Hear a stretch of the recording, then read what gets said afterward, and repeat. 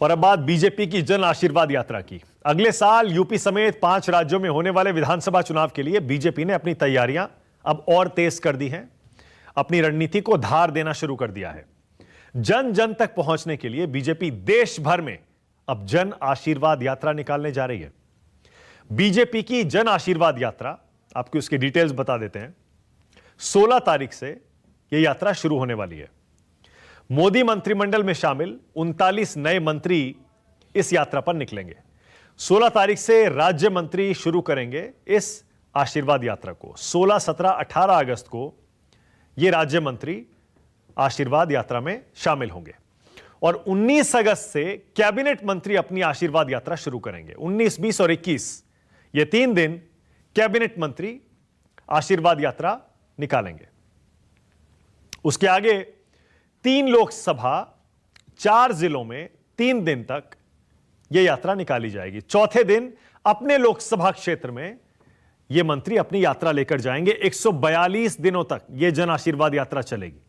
19 राज्यों के 265 जिलों में यह यात्रा निकाली जाएगी और 212 लोकसभा सीटों को, 212 लोकसभा क्षेत्रों को कवर किया जाएगा और इसकी दूरी 19,567 किलोमीटर।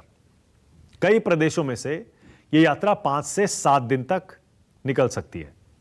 केंद्र की जो योजनाएं हैं उनको लोगों तक पहुंचाना, उसके बारे में बताना, यह इस यात्रा का मकसद है। यूपी में बीजेपी की यह जन आशीर्वाद यात्रा 16 से 20 अगस्त तक चलेगी। यूपी से मोदी मंत्रिमंडल में शामिल नए मंत्री इस यात्रा की जिम्मेदारी संभालेंगे। अभी हाल ही में आपको याद होगा, मोदी मंत्रिमंडल में यूपी से 7 नए मंत्री बनाए गए हैं। तय कार्यक्रम के मुताबिक यूपी के करीब 35 लोकसभा क्षेत्रों में 120 से ज्यादा विधानसभा क्षेत्रों में से यह यात्रा गुजरेगी। इधर बीजेपी की जन आशीर्वाद यात्रा की काट के लिए यूपी में अखिलेश जन आक्रोश यात्रा निकालने जा रहे हैं, वो भी उसी तारीख से जिस दिन से बीजेपी की जन आशीर्वाद यात्रा शुरू हो रही है, यानी 16 अगस्त से। 16 अगस्त से ही अखिलेश यादव जन आक्रोश यात्रा शुरू करने जा रहे हैं। अखिलेश की यह जन आक्रोश यात्रा 31 अगस्त तक चलेगी। अखिलेश के इस यात्रा को 2 छोटे दल, जनवादी पार्टी सोशलिस्ट और महान दल का भी समर्थन है। समाजवादी पार्टी की जन आक्रोश यात्रा 16 अगस्त को बलिया से शुरू हो रही है और 31 अगस्त को अयोध्या में समाप्त हो रही है। इसके अलावा आम आदमी पार्टी भी मिशन यूपी में जुटी हुई है। आपके सांसद संजय सिंह के नेतृत्व में आज लखनऊ में एक तिरंगा यात्रा भी निकाली गई है। बहरहाल हर दल चुनावी मोड में आ गया है, इसीलिए राष्ट्र की बात में हमारा आज का सवाल, मोदी ने 22 राज्यों में क्यों उतारे अपने नए मंत्री और बीजेपी की जन आशीर्वाद को रोकेगा अखिलेश का जन आक्रोश। आज इसी पर बात होगी। मेरे साथ बीजेपी से अनिला सिंह आ गई हैं, कांग्रेस से सुरेंद्र राजपूत हैं, समाजवादी पार्टी से जूही सिंह आ गई हैं, सुदीन भदौरिया हैं बीएसपी से और वारिस पठान जुड़ रहे हैं एआईएमआईएम से। एआईएमआईएम भी इस बार यूपी के बहुत सारे विधानसभा क्षेत्रों में अपनी ताकत दिखाने, आजमाने के लिए उतर रही है। सुरेंद्र राजपूत मुस्कुरा रहे हैं, आप इसे शुरू कर रहा हूं। क्यों मुस्कुरा रहे हैं सुरेंद्र राजपूत? बीजेपी अपनी यात्रा निकाल रही है, सपा अपनी यात्रा निकाल रही है, आप मुस्कुरा रहे हैं। अरे आप अपनी यात्रा निकालिए, चुनाव आ रहा है। मानक भाई कहते ना कि जिसको बड़ा गुरूर है कि वो मजे में है, या तो वो फकीर है या नशे में है। मुझे हंसी इस बात पे नहीं आ रही, मुझे हंसी इस बात पे आ रही है कि ये नए नए नाम भारतीय जनता पार्टी जन आशीर्वाद यात्रा दे रही है। तो मुझे आज अभी ये मुजफ्फरनगर की घटना याद आ गई। एक इनके विधायक है उमेश जी, वो भी एक आशीर्वाद लेने गए थे गांव में, लठ चले हैं उनके ऊपर किसानों के। आपके सामने हम हिंसा का विरोध करते हैं, लेकिन ये जो जन आशीर्वाद लेने जा रहे हैं ना गांव गांव में, तो अब ये मैं तो बिल्कुल पूरी तरीके से सहमत हूं, इनको जन आशीर्वाद यात्रा निकालनी चाहिए और सारे गांवों में जाना चाहिए। किसान इनका इंतजार कर रहा है आशीर्वाद देने के लिए, नौजवान जो बेरोजगार है वो इनका इंतजार कर रहा है आशीर्वाद अरे तो आप सुरेंद्र राजपूत, मेरा सवाल दूसरा था। मैं ये कह रहा हूं सपा निकाल रही है जन आक्रोश, बीजेपी निकाल रही है जन आशीर्वाद, आप ट्विटर खेल रहे हैं और टीवी डिबेट में कह रहे हैं कि लोग इनका इंतजार कर रहे हैं। अरे जमीन पर उतरिए ना, आप भी, आप क्यों पीछे रह गए? आप लोग, मैं बड़े जिम्मेवारी से, आपने मानक भाई हमारी पार्टी का इतना ध्यान रखा, इसके लिए मैं आपका शुक्रगुजार हूं। और बहुत अच्छी बात नहीं, मुझे सचमुच ध्यान है। नहीं, मुझे सचमुच ख्याल है आपका। आप तंज कस सकते हैं मुझ पर। नहीं, सुनिए, आप तंज कसिए, मुझे ख्याल है। मैं चाहता हूं कि कांग्रेस भी पूरी ताकत से उतरे, पता लगे कांग्रेस की जमीन क्या है। मैं चाहता हूं कि कड़ा मुकाबला हो, लोगों को सारे विकल्प मिलने चाहिए। मानक भाई, मैं आपसे कोई तंज नहीं कस रहा हूं। मुझे उन सारे दोस्तों से बहुत वो है जो हमारा निर्मम विश्लेषण भी करते हैं, क्योंकि अगर वो निरपेक्ष रूप से निर्मम विश्लेषण करते हैं तो उनसे हमें धनात्मक ऊर्जा मिलती है। ये मैं, चलिए सीरियस मोड पे मैं आपको बता देता हूं कि अब हम आजादी के 75 साल में हम अपने लगभग 60,000 गांवों में लगभग 90 लाख लोगों से हमने मिलने का प्रोग्राम बनाया है। हमारी हर जिले की यूनिट, हर शहर की यूनिट, गांव गांव की यूनिट, नगर नगर की यूनिट, डगर डगर की यूनिट, हम जाकर के इस वक्त आजादी के 75वें साल में और श्री राजीव गांधी के जन्मदिन तक हम जनता से ऑलरेडी आशीर्वाद लेने की सबसे पहले हमने ही घोषणा और बीजेपी ने पता है क्या तैयारी की है, क्या ऐलान किया है? आपने तो सोशल मीडिया पे देख ही लिया होगा। विभाजन की यादें ताजा कराई जाएंगी, विभाजन की। अरे वो करें, हाँ बिल्कुल, क्योंकि अब इनके पास काम बताने के लिए कुछ नहीं है ना। ये दर्द को उभार करके ही तो वोट लेना चाहते हैं।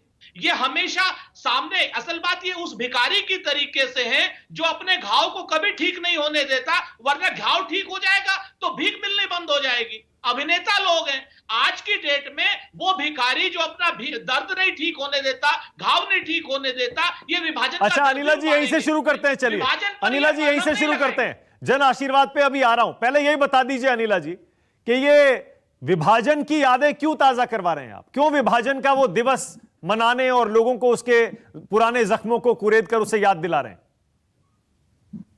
बिल्कुल मानक जी, मैं बिल्कुल इसका उत्तर दूंगी, पर उससे पहले मैं सुरेंद्र जी को बताना चाहूंगी कि अभी अभी भारतीय जनता पार्टी को इन्होंने कहा कि ये भिखारी लोग हैं।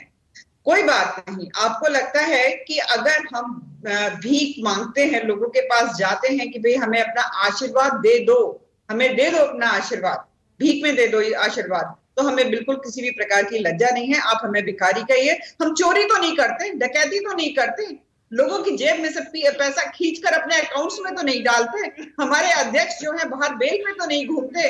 साहब, आप हमें पाठ पढ़ाने चले हैं, पहले अपने गिरेबान में झांकिए। और दूसरी बात यह है मानक जी, अगर विभाजन की हम बात करते हैं, वो जख्म तो ऐसा है वो कभी भर ही नहीं सकता है। किस प्रकार से अपनी राजनीति को और या अपनी महत्वाकांक्षाओं को पूरा करने के लिए कांग्रेस ने भारत का विभाजन करा दिया था, वो सबको पता है। नहीं पता है तो पता होना भी चाहिए। तो वो तो कभी भूलने वाली बात थी ही नहीं। कांग्रेस भूलकर बैठ गई थी, हम तो कभी भूले ही नहीं है। और बिल्कुल याद करके रखना चाहिए। और अभी जो प्रेजेंट जनरेशन है, फ्यूचर जनरेशन है, उनको पता होना चाहिए कि हमारे देश के विभाजन के कारण क्या रहे हैं। क्या ये रोका जा सकता था? हाँ बिल्कुल रोका जा सकता था, परंतु उस वक्त की राजनीतिक इच्छा शक्ति नहीं। तो अचानक मुझे बताइए अनिला जी, लेकिन अचानक बताइए, अब बताइए अनिला जी, 1947 कब की बात है ये? अब आज अचानक 14 तारीख को विभाजन विभीषिका स्मृति दिवस, बंटवारे का वो दर्द अचानक क्यों याद दिला रहे हैं आप लोग? जाहिर है चुनाव है इस बार 5 राज्यों में, यूपी का चुनाव सबसे अहम, इसीलिए पंजाब में भी चुनाव है, इसीलिए। नहीं, यूपी का चुनाव तो देखिए बिल्कुल अभी भी है, 19 में भी हुआ, 17 में भी हुआ, 14 तो चुनाव हो ही रहा है ना। 1947 के बाद पूरे भारतवर्ष में चुनाव हो ही रहे हैं, यूपी में भी चुनाव हो ही रहे हैं। पर मुझे लगता है कि हमारे भारतवर्ष में ये, मैं कहूंगी कि बहुत दुर्भाग्य रहा है मेरे भारत का, कि या मैं कहूँ विडंबना रही है कि यहाँ पे जो असली इतिहास रहा है वो कभी सामने आने ही नहीं दिया गया। मन गढ़ंत रचित एक इतिहास जो है वो सामने आने दिया गया। तभी तो आजकल के बच्चे जरा पूछ लीजिए, चंद्रशेखर जी के बारे में कितना जानते हैं, भगत सिंह के बारे में कितना जानते हैं, सुभाष चंद्र बोस जी के बारे में कितना जानते हैं, खुदीराम बोस जी के बारे में कितना जानते हैं। कुछ नामों का रटवा दिया, लगा बाकी लोग तो अनिला जी, अब ये मान लिया जाए एक जन आशीर्वाद यात्रा लेकर 22 राज्यों में आपके जो नए मंत्री जाएंगे, एक सेकंड सुरेंद्र भाई, एक सेकंड। तो अनिला जी, आपके जो ये 22 राज्यों में नए मंत्री जाएंगे, और उससे देखिए साथ साथ जो चीजें चल रही है, मैं तो समझने की कोशिश कर रहा हूं, तो जो मंत्री जब जाएंगे लोगों के बीच, ये क्या ये विभाजन का ये दर्द भी याद दिलाएंगे क्या लोगों को कि कांग्रेस ने देखिए क्या किया था, 1947 में देश का बंटवारा करवा दिया था। हम तो उनसे आशीर्वाद लेने चाहेंगे, अपनी बात रखने चाहेंगे। और देखिए, पार्लियामेंट में जब हमारे देश के प्रधानमंत्री जी उनको इंट्रोड्यूस करना चाह रहे थे, किस प्रकार से विपक्ष ने इतना हो हल्ला मचा दिया। अब रोक पाएंगे क्या? समाजवादी पार्टी उत्तर प्रदेश में जन आक्रोश, हम आशीर्वाद लेने जाते हैं, वो आक्रोश दिखाना चाहते हैं। ये फर्क है, बेसिक फर्क है। क्योंकि हम तो कहते ही हैं कि जो चरित्र है समाजवादी पार्टी का, वो केवल और केवल गुंडागर्दी करने का है। तो आक्रोश दिखाएंगे ना ये। हम आशीर्वाद लेने जाते हैं, आशीर्वाद लेने के लिए हमेशा आपको अच्छा जूही जी, बहुत विनम्रता से चीजों को मांगना जूही पड़ता जी है, बताइए। मानना पड़ता है। मुझे 5 सेकंड दे दीजिए। मैं लौट के आऊंगा, दूसरे राउंड में कर लेंगे इसको फिर से। अभी जरा पे जन आक्रोश पे आ गए हैं तो वहीं से आगे बढ़ जाते हैं। जूही जी बताइए, ये जन आक्रोश जो आप निकाल रहे हैं जूही जी, इसका मकसद क्या है? क्या बताएंगे जन आक्रोश यात्रा में? ये अनिला जी जब आशीर्वाद लेने जाएंगी तो आशीर्वाद जनता को ठोक कर लेंगी कि मुकदमा लिखा कर लेगी कि अपने अधिकारियों को भेज कर कि इस गांव में यदि आप सभा के लिए नहीं आए तो आपको बंद कर देंगे या अत्याचार करके लेंगी। क्योंकि किसानों, बेरोजगारों, महिलाओं, युवाओं की बात तो सुननी पड़ेगी ना।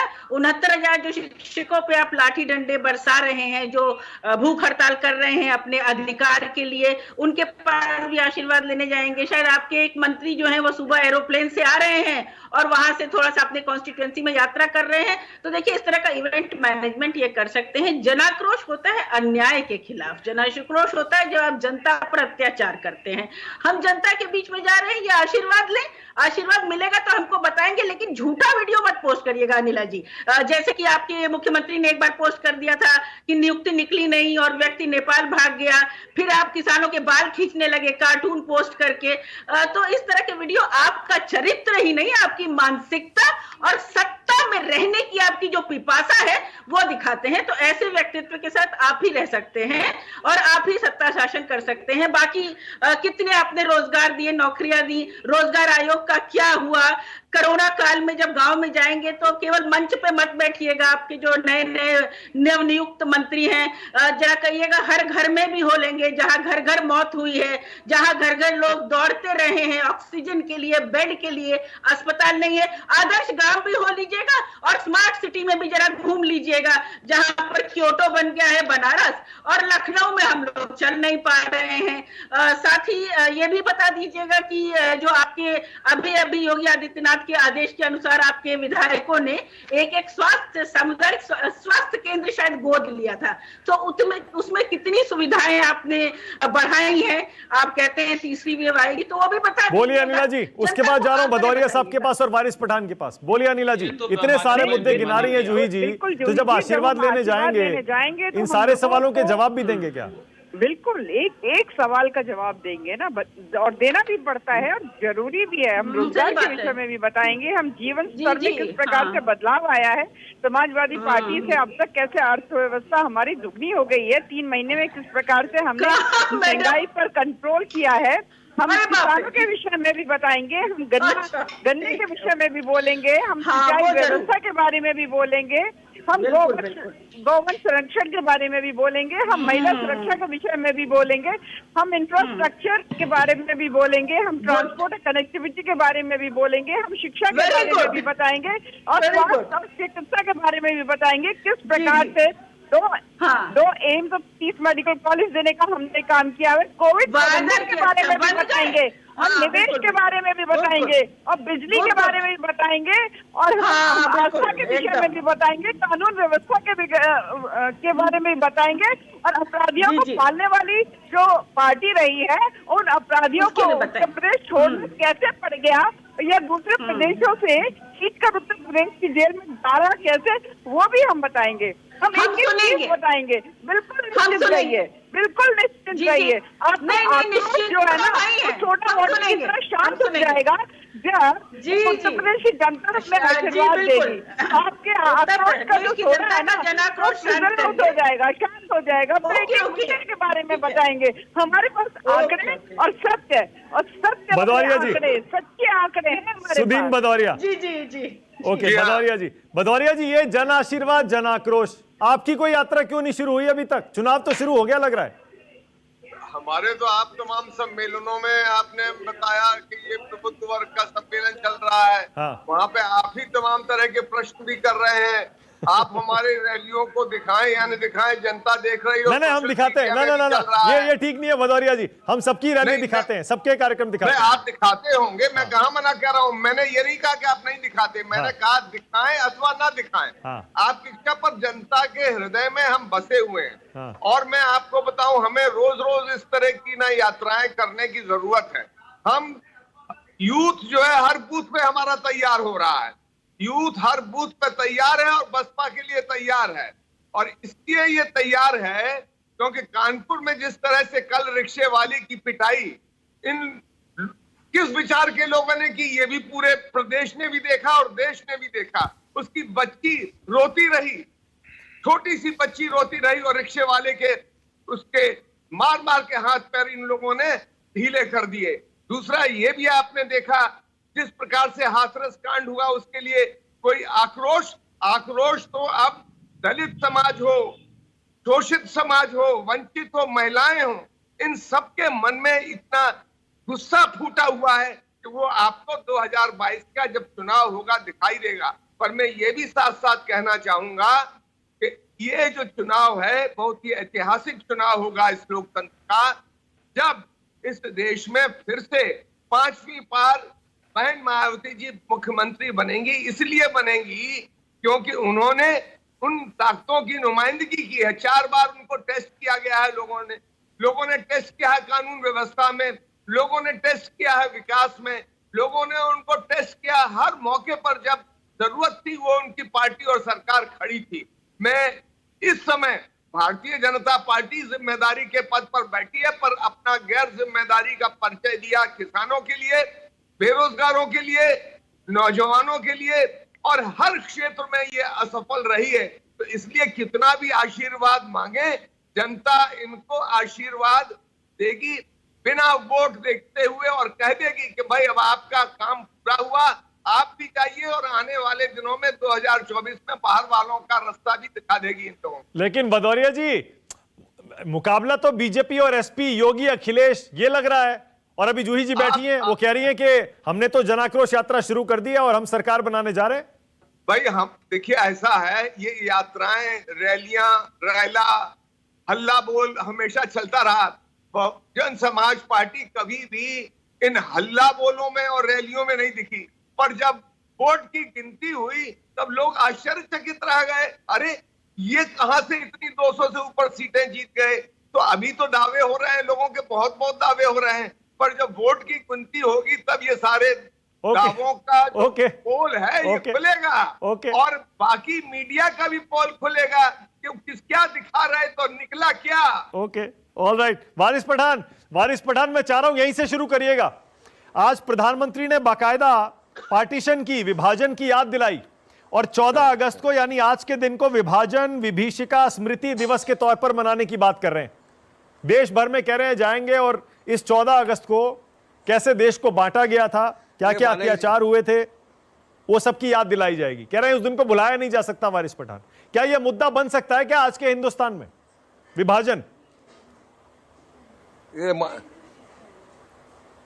मानक जी, आज के हिंदुस्तान की मैं बात करना चाहता हूं। मानक जी, आप देखिए, बीजेपी ने यूपी के चुनाव की तैयारी तो पूरी तरह से शुरू कर दी है। आपने कुछ ही दिन पहले देखा कि किस तरह मोदी के जो फुट सोल्जर्स है, बजरंग दल, विश्व हिंदू परिषद, उन लोगों ने बयानबाजी चालू कर दी। जंतर मंतर के ऊपर खुलेआम खड़े रहकर कहा गया जेनोसाइड की बात, मुसलमानों को कत्ल करने की बात की गई वहां पे जंतर मंतर पे। उसको पकड़ते 72 घंटे बाद 24 घंटे के अंदर जमानत हो गई उनको। दूसरी तरफ कानपुर की आपने घटना देखी कि किस तरह एक निहत्थे मुसलमानों को उसकी छोटी सी बच्ची के सामने बेरहमी से पिटा गया। उसको कहा कि जय श्री राम बोल, नहीं बोलने पर मारा गया, पुलिस के सामने मारा गया। उसको अरेस्ट करते हैं, उसको उसी दिन जमानत भी हो गई। तो मोदी ने अपनी तैयारी तो पूरी तरह शुरू कर दी। इस चीज में लोग तो मास्टर है। गाय, गंगा, दंगा, मंदिर, अब मंदिर का इशू का इनका तो खत्म हो गया। मंदिर सुप्रीम कोर्ट के आदेश से चल रहा है। अब ये आशीर्वाद लेने निकलिए, बिल्कुल इनको आशीर्वाद लेने जाना चाहिए गंगा घाट पर भी, जहां के लोगों के घर वालों की जानें चली गई, उनको भी मिलना चाहिए। इनको जाना चाहिए उन लोगों के पास जिनके लोग मर गए बिना वैक्सीनेशन के, बिना ऑक्सीजन के। इनको जाना चाहिए उन युवाओं के पास जिनने अपना रोजगार खो दिया।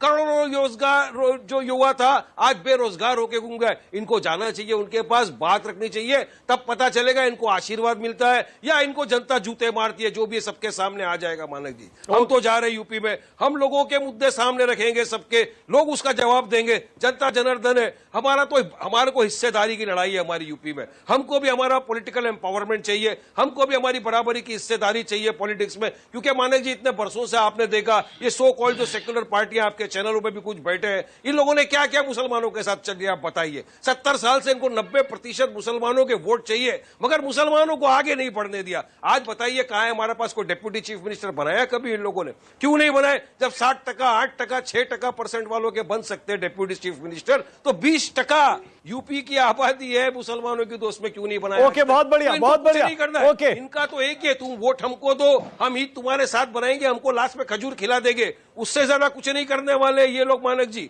और हम जा रहे हैं लोगों के मुद्दे लेकर, लोग जनता जनार्दन है, समझदार है, पूरी तरह असद ओवैसी साहब के साथ में है। और देखते हैं, हमारा देखो टारगेट एक ही है, हमको बीजेपी को हराना है। अब जो पार्टी चाहती है कि बीजेपी को हराए, आए हमारे साथ, कांधे से कांधा मिलाए, हम बीजेपी को हराएंगे। और इंशाअल्लाह आप देख लेना, इस मर्तबा योगी को हम उत्तर प्रदेश का चीफ मिनिस्टर नहीं बनने देंगे। साफ एजेंडा है। और हमारी पार्टी के जो वहां के प्रेसिडेंट है शौकत अली साहब, बहुत मेहनत की है, 5 साल उन्होंने ग्रास रूट लेवल पे काम किया है, पूरी तरह मजबूती के साथ संगठन तैयार हुआ है। और हमारे पार्टी के प्रेसिडेंट असदुद्दीन ओवैसी साहब भी गए थे, आपने देखा मानक जी, खाली एक दिन चले गए, पूरा यूपी उमड़ पड़ा था उनको देखने के लिए। और मुझे यकीन है कि जो भीड़ उमड़ी है, ये सिर्फ भीड़ नहीं, ये वोट भी डालेगी। और मजलिस इत्तेहादुल मुस्लिमीन को इस मर्तबा उत्तर प्रदेश में कामयाब होने से कोई नहीं रोक सकेगा। तो मतलब आप कह रहे हैं आपकी सरकार बनने जा रही है यूपी में, AIMIM की सरकार बनने जा रही है यूपी में, हराएंगे इसमें। और सीएम किसे बनानेंगे ये भी बता दीजिए। देखिए, हमारे बिना कोई सरकार बना नहीं सकेगा मानक जी, याद रखना। अच्छा, एक चीज है, हमारे बिना कोई सरकार बना भी नहीं सकेगा, क्योंकि इस वक्त लोगों का जो रुझान है, लोगों का जो दिमाग, मोहब्बत है असद ओवैसी की तरफ है, और हमारे साथ जो संगठन है उसकी तरफ है। क्योंकि हमको मैं समझ गया। आपने बीजेपी पर निशाना लगाया, 2 घटनाओं का जिक्र किया। 1 सेकंड में अनिला जी से जवाब ले रहा हूं, लेकिन पहले जो आपने सो कॉल्ड सेक्युलर पार्टियों को चुनौती दी है ना, सो कॉल्ड सेक्युलर पार्टियों को जो चुनौती दी है, उस पर देखिए सुरेंद्र राजपूत फिर हंस रहे हैं। सुरेंद्र राजपूत देख रहे हैं आप, अब जब ओवैसी साहब आएंगे, अब देखिए जूही जी भी हंस रही। 1 सेकंड जूही जी, आपके पास भी आ रहा हूं। चुनौती ये है, बताइए आपने मुसलमानों के लिए क्या किया? असदुद्दीन ओवैसी और उनकी पूरी सेना यूपी में ये पूछेगी आपसे। ये सारे सेक्युलर नहीं, सो कॉल्ड सेक्युलर दल हैं, मुसलमान कहां जाएगा फिर? जी नहीं, मैं बिल्कुल वारिस पठान साहब की बात का भी जवाब देता हूं, क्योंकि वारिस पठान साहब और भारतीय जनता पार्टी एक ही थैली के चट्टे बट्टे हैं। पहले तो मैं अनिला जी की बात का जवाब देता हूं, हमारी बड़ी बहन जैसी। नहीं, अनिला जी बाद में, पहले पठान साहब का जवाब दे दीजिए। अच्छा चलिए, आपको तो पठान साहब का जवाब चाहिए, टीआरपी बढ़नी है। नहीं, जवाब दे देते हैं। टीआरपी की बात नहीं है। कोई बड़ी देखिए, चाहे छोटी से छोटी पार्टी हो, दे देते हैं मानक भाई, क्यों परेशान? अच्छा चलिए, हाँ बोलिए, आप ही की बात से हम बोलिए।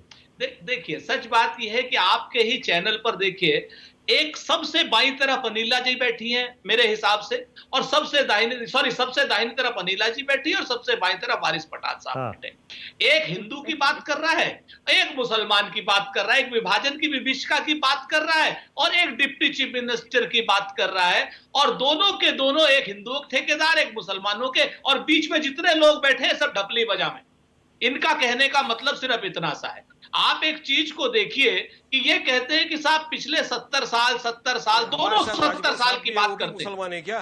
सुनिए, दोनों अरे वारिस भाई, मैं आपके बीच में नहीं बोला, आप थोड़ा सम्मान रखिए, आप बड़े वरिष्ठ नेता हैं, आपको अभी बहुत आगे चलना है माशाल्लाह। काहे को आप यार अंतुले की तरीके से बात करो ना, आप काहे को असदुद्दीन ओवैसी की तरीके से बात करो? अरे उनके नेता है अब्दुल गफूर की, ओवैसी उनके नेता है, कमाल कर रहे हैं आप, तो उन्हीं की तरह बोलेंगे तो क्या?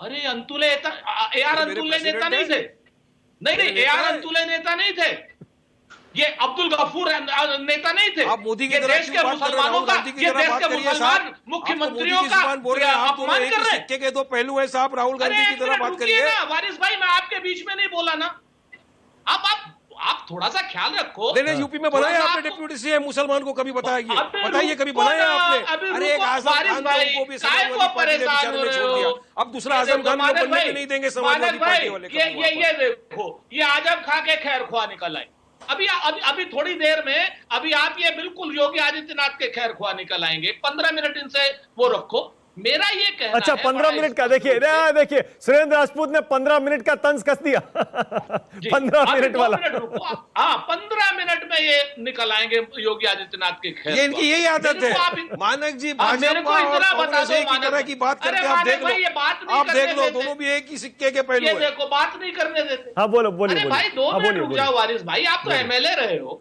हाँ बोलिए। मैं आपको बड़ी छोटी सी बात बताता हूँ। इन्होंने कहा कि साहब मुसलमान डिप्टी चीफ मिनिस्टर बनना चाहिए। हाँ। इन्होंने कहा हिंदू चीफ मिनिस्टर बनना चाहिए। आप मुझे ये बता दो, देश का संविधान तो ये कहता है कि हिंदुस्तानी चीफ मिनिस्टर बनना चाहिए और हिंदुस्तानी ही डिप्टी चीफ मिनिस्टर बनना चाहिए। योजनाओं में सबको बराबर का लाभ मिलना चाहिए और कोई भी डिस्क्रिमिनेशन। तो आपका हिंदुस्तानी कौन सा होगा जो चीफ मिनिस्टर बनेगा अगर कांग्रेस जीत गई तो? बता दीजिए आज आपका कौन सा हिंदुस्तानी नेता कांग्रेस का सीएम बनेगा अगर कांग्रेस जीत गई? दलित भाई हिंदुस्तानी नहीं है क्या? अरे क्या बात कर गए कांग्रेस के प्रवक्ता, इतने समझदार प्रवक्ता हो आप, इस तरह की बात कर गए? मतलब क्या यूपी का जो मुसलमान और दलित है वो हिंदुस्तानी नहीं है क्या? मानक भाई मेरे सवाल का जवाब चाहिए मुझे। बड़ी बात है, बड़ी बात है, बड़ी बात है, सवाल का जवाब चाहिए। क्या यूपी का दलित और मुसलमान हिंदुस्तानी है या नहीं है? अभी आप मुसलमान बहुत बड़ा हिंदुस्तानी है। इस बात पे गलतफहमी में मत रहिए। अच्छा जूही जी, आप भी दे दीजिए जवाब। जूही जी आप भी जवाब दे दीजिए। मुसलमानों के एजेंट हैं आप, मुसलमानों के नाम पर अपनी दुकान चलाते हैं आप, मूल रूप से मुसलमानों के दुश्मन हैं आप। मुसलमानों के नाम पर अपनी दुकान चलाते हैं, वोट लेते हैं और उसके बाद उन सारे एमएलए को भाजपा को बेच देते हैं, जैसे आपने। अरे भाई हम तो संविधान को लेकर चलते हैं। जैसे मुसलमानों के वोटों का ठेका तो आप लोगों ने ही लेकर रखा है। अगर आपको मुसलमान वोट नहीं दिया तो सेक्युलर ही नहीं है। आपकी नजर में अगर मुसलमान ने आपको वोट नहीं दिया तो वो सेक्युलर नहीं है। अरे क्यों बात नहीं करें हम, क्यों बात नहीं करें? ब्राह्मणों के सम्मेलन लग सकते हैं तो क्या हम मुसलमान और दलितों की बात नहीं कर सकते साहब? हम तो बराबरी की हिस्सेदारी की लड़ाई लड़ने आए। आपके पेटों में दर्द हो रहा है, आपका क्या है यूपी में साहब बताइए। मेरे कांग्रेस के प्रवक्ता साहब से सवाल है, आपका यूपी में क्या है चलिए बताइए। आपके सदर राहुल गांधी हार गए अमेठी, जाके साउथ केरला से लड़े, वलयमवाड़ी से जाके वहां से जाके लड़े। क्यों बताइए? अरे आपको सर कांग्रेस को उत्तर प्रदेश की जनता ने टाटा बाय बाय कर दिया है। आप लड़ाई में रेस में नहीं है। हमारी लड़ाई डायरेक्ट बीजेपी के साथ है। हमको लड़ने दो, हम बीजेपी को हराएंगे। हम सक्षम है बीजेपी को हराने में। आप में ताकत नहीं है हराने की। बेचते हैं आप, मुसलमानों के वोटों को लूटते हैं और उसके बाद भाजपा को बेचते हैं। हिम्मत नहीं है बिहार में बीजेपी को 5 हराने की, एमएलए हम में ताकत है हराने की और हमारा को बेचे। असदुद्दीन ओवैसी से पूछना पड़ेगा कितने रुपए में बेचे। सुन लीजिए, बताइए आप। ये गलत है, गलत बात करोगे डिफॉर्मेशन का नोटिस भेजूंगा आपके लिए। आप पे केस किया जाएगा डिफॉर्मेशन का अगर गलत बात करोगे आपको। बताओ ना। अरे आप कितने रुपए में बिके बताइए ना। राहुल गांधी कितने रुपए में बिक गया बताओ मुझे। राहुल गांधी कितने रुपए में बिक गया बताओ मुझे। अरे आप क्या हमारी कीमत लगाओगे यार? हम दिल में ईमान रख के घूमने वाले लोग हैं। हम जनता के पास जाते हैं, जनता की बात करते हैं, जनता के मुद्दों को उठाते हैं। आप क्या मुद्दे उठाएंगे? टोपी पहन के ईद के दिन चले गए बस। उससे बताइए ना 72 बरस की आजादी, 74 साल हो गए आजादी को, क्या किया आपने मुसलमानों के लिए? आज मुसलमान और दलित पिछड़ा हुआ क्यों है? क्यों एम्पावरमेंट नहीं हुआ? क्यों एम्पावरमेंट नहीं हुआ? क्यों पॉलिटिकल एम्पावरमेंट नहीं हुआ? क्यों हमारे लोग भी नहीं बने? ओके जूही सिंह को लाइए, जूही सिंह को लाइए। ओके जूही सिंह को लाइए, उसके बाद अनिला जी, फिर आ रहा हूं भदौरिया जी आपके पास। जूही सिंह आप भी जवाब दे दीजिए वारिस पठान का। जूही जी। मानक जी 17,000 करोड़ करीब बकाया है गन्ना किसानों का, जिसमें से 10,000 करोड़ 14 दिन से ज्यादा है जो भारतीय जनता पार्टी ने कहा था भुगतान हो जाना है, और 2,000 करोड़ करीब पिछले सत्र का है। महंगाई बढ़ रही है, डीजल के दाम बढ़ रहे हैं। यदि हम कहें तो दलहन और फसलें जो हम लगाते थे उन सब का सीमा भी कम हो रहा है। कम एरिया आ रहा है कल्टीवेशन में, लेकिन रोजगार कहाँ हो रहे हैं? ज्यादातर वो कृषि के क्षेत्र में हो रहे हैं, जिसका मतलब कि डेवलपमेंट नहीं हो रहा है। 2012 से 2017 तक हमने सरकार चलाई है। जिन प्रश्नों के लिए ये जा रहे हैं जनता के बीच में या आशीर्वाद लेने जा रहे हैं, एक नहीं, मैं वारिस पठान के सवाल का जवाब जान रहा था आपसे। वारिस पठान आपसे पूछ रहे हैं। देखिए मैं इतना बड़ा मंच है, इसका प्रयोग मैं अपनी बात करने के लिए कहूंगी। न्यूनतम समर्थन मूल्य नहीं मिल रहा है। सवाल कर लो सिंह जी से। मंडियों का जो खुद का एक आमदनी है वो 90% गिर गया। जूही बहन से मैं एक सवाल करूं मानक जी, अगर आप इजाजत देंगे तो मैं एक सवाल करना चाहता हूं समाजवादी पार्टी की प्रवक्ता जूही जी से। समाजवादी पेंशन क्यों रोकी गई? बहुत बढ़िया, मैं समझ गया। देखिए ना, ये रणनीति है, ठीक है, ओके, ऑल राइट, मैं समझ गया, ना मैं समझ गया, बिल्कुल क्लियर है। देखिए दर्शक देख रहे हैं, एक मिनट, एक सेकंड, दर्शक सुन नहीं पाएगा। वारिस पठान, AIMIM की रणनीति बड़ी साफ है। समाजवादी पार्टी, बहुजन समाज पार्टी, कांग्रेस, बाकी दलों ने यूपी में मुसलमानों के लिए क्या किया, यह सवाल चीख चीख कर पूछेंगे। जूही जी कह रही हैं कि हम इसमें नहीं पड़ेंगे, हम विकास के मुद्दे पर सरकार से सवाल करेंगे। हम इस सवाल को, इस मुद्दे को अहम नहीं मानते। अनिला जी आप आ जाइए उन दो सवालों पर, उसके बाद आ रहा हूं भदौरिया जी। यादव ने वारिस पठान एक सेकंड, मैंने आपको बहुत टाइम दिया। देखिए अब रुक जाइए, एक मिनट रुक जाइए, एक सेकंड। एक आप ही का सवाल अब अनिला जी से पूछ रहा हूं, जो भदौरिया जी ने भी कहा। कानपुर में अनिला जी, एक मुस्लिम युवक की उसकी बेटी के सामने पिटाई हुई जय श्री राम के नाम पर, दूसरा विभाजन के मुद्दे पर। अनिला जी इन्हीं मुद्दों पर चुनाव लड़ेंगे क्या, हिंदू मुस्लिम? देखिए कानपुर में जो हुआ बिल्कुल दुर्भाग्यपूर्ण था। पुलिस एडमिनिस्ट्रेशन ने तुरंत एक्शन भी लिया। इस तरीके की घटनाएं नहीं होनी चाहिए और इस तरह की घटनाओं को बहुत ज्यादा हवा भी नहीं देनी चाहिए, क्योंकि भारतीय जनता पार्टी तो हमेशा कहती है कि सबका साथ सबका विकास, पर कुछ लोगों की साजिशें होती हैं। वो साजिशें हमें नाकाम करने भी अच्छी तरीके से आती हैं। साजिश जिस प्रकार से हवा नहीं देनी चाहिए, कैसी बात कह रही है नीला जी? अगर इन मुद्दों को हम नहीं उठाएंगे कौन उठाएगा? और अगर हम ये मुद्दे नहीं उठाएंगे तो ऐसे लोगों की हिम्मत हर दिन बढ़ती जाएगी। अरे भाई मानक जी, मेरे मुंह से मीडिया नहीं निकला ना। मैं उन प्रवक्ताओं में से नहीं हूँ कि जब चैनल पर आएंगे भी, डिबेट में पार्टिसिपेट भी करेंगे और फिर मीडिया को गालियां भी देंगे। मैं उन प्रवक्ताओं में से बिल्कुल नहीं हूँ। मैं ये कह रही हूँ, इस प्रकार की चीजों को बिल्कुल हवा नहीं देनी चाहिए, आगे नहीं बढ़ा देना चाहिए। जिसकी गलती है वही का वही उसको ट्रीट करके और समाप्त कर देना चाहिए। हिंदू मुसलमान भाई जो नागरिक है ना है, पर अगर कोई मुसलमानों का एडवोकेट बनकर उत्तर प्रदेश में ये कहेंगे कि हमारे टर्म्स पर राजनीति करो, हमारे टर्म्स पर वोट डालो, हमारे टर्म्स पर यहाँ पे डिप्टी CM बनाओ, तो साहब हैदराबाद के पुराने, मैं कहूंगी ओल्ड टाउन हैदराबाद की राजनीति करने वाले उत्तर प्रदेश को समझा क्या हुआ है भाई?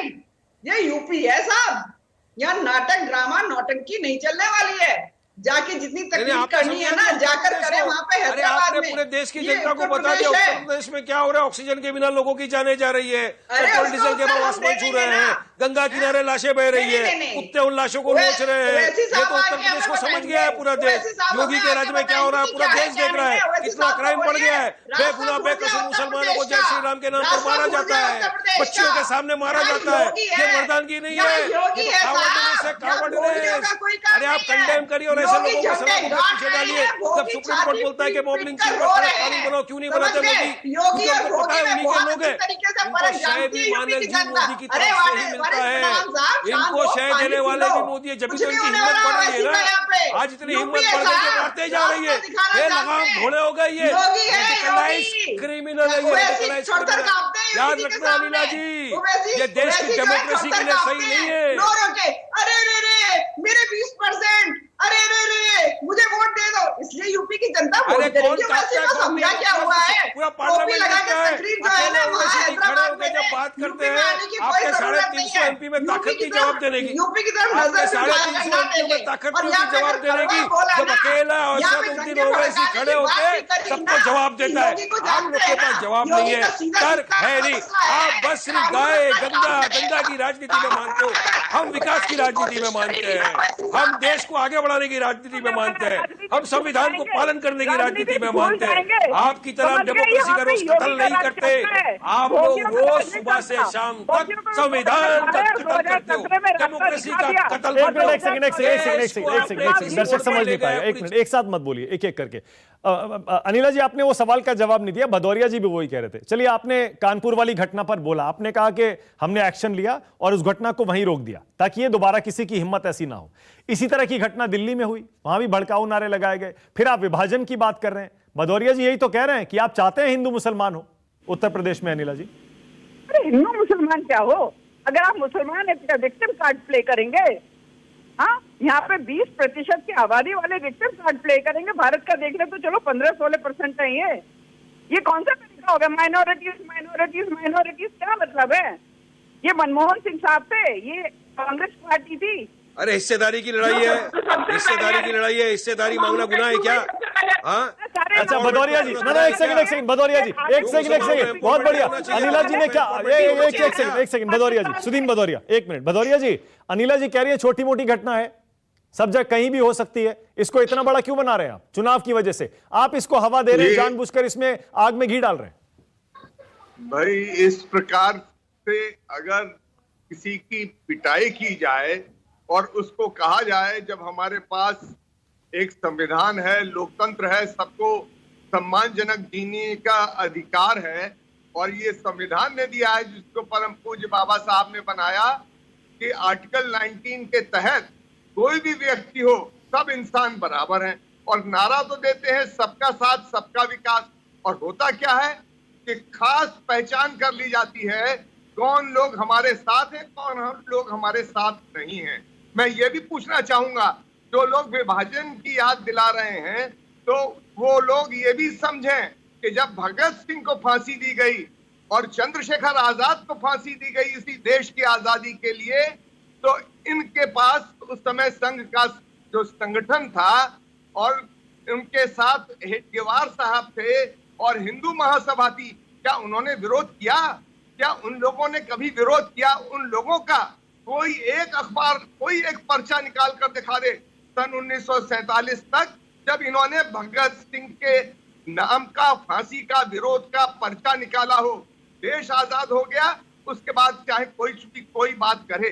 तो मैं ये कहना चाहता हूँ, ये देश हिंदू का भी है और मुसलमान का। और जहां तक बहुजन समाज पार्टी का प्रश्न है, बहन मायावती जी 4 बार मुख्यमंत्री बनी, हमारे मुख्यमंत्रित्व काल में न कोई मस्जिद ढाई गई, न हमारे मुख्यमंत्रित्व काल में कभी मेरठ और मलियाना हुआ, न हमारे मुख्यमंत्रित्व काल में कभी मुजफ्फरनगर कांड हुआ, न हमारे मुख्यमंत्रित्व काल में न नासिक और भिवंडी हुआ। हमें इस बात का फक्र और गौरव है, पर हम हिंदू और मुसलमान, दलित और सर समाज सबको लेकर चलते हैं। इसीलिए हमें विश्वास है कि उत्तर प्रदेश की जनता हमारे साथ खड़ी होगी। ओके, बहुत बढ़िया, बहुत बढ़िया। मैं इसी नोट पे खत्म कर रहा हूं, क्योंकि सुदीन भदौरिया ने बहुत अच्छी बात कही। सबका हिंदुस्तान है, संविधान है, उसी के हिसाब से देश चलना चाहिए।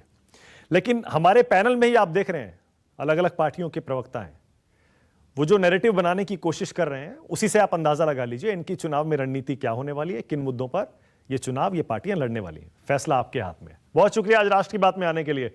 अनिला जी, सुरेंद्र राजपूत, जूही सिंह, सुदीन भदौरिया, पारिस पठान, बहुत शुक्रिया। छोटा सा ब्रेक ले रहा हूं, खबरें जारी हैं।